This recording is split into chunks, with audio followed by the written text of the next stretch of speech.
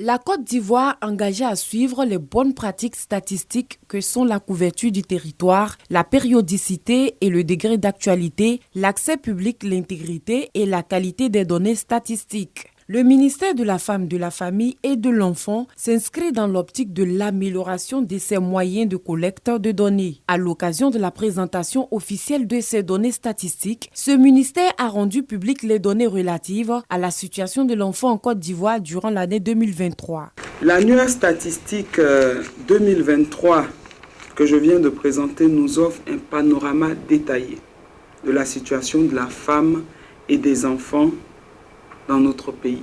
Il met en lumière nos avancées, il met aussi en lumière les défis auxquels nous devons encore faire face. Au niveau de l'alphabétisation, le taux de femmes est passé de 47% en 2018 à 53% en 2024. S'agissant de la protection des enfants, on a réalisé des progrès notables dans la lutte contre le travail des enfants. Et cela se justifie par le taux de scolarisation de ces derniers à l'école primaire qui est aujourd'hui sur l'étendue du territoire à 94%, ce qui encourage l'objectif du gouvernement qui est 0 enfant hors de l'école.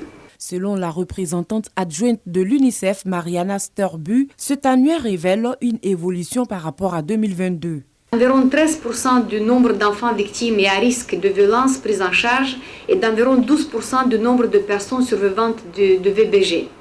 Ces taux peuvent paraître de prime d'abord inquiétants, mais ils doivent être perçus avant tout comme une amélioration des mécanismes de signalement et de détection des cas et une amélioration qualitative de l'offre de services aux personnes vulnérables. Cet annuaire statistique offre une base solide pour affiner les stratégies et mesurer les progrès. Les décideurs, les politiques, les partenaires au développement et autres acteurs de la société civile sont invités à s'approprier ces données et à les utiliser comme levier d'action.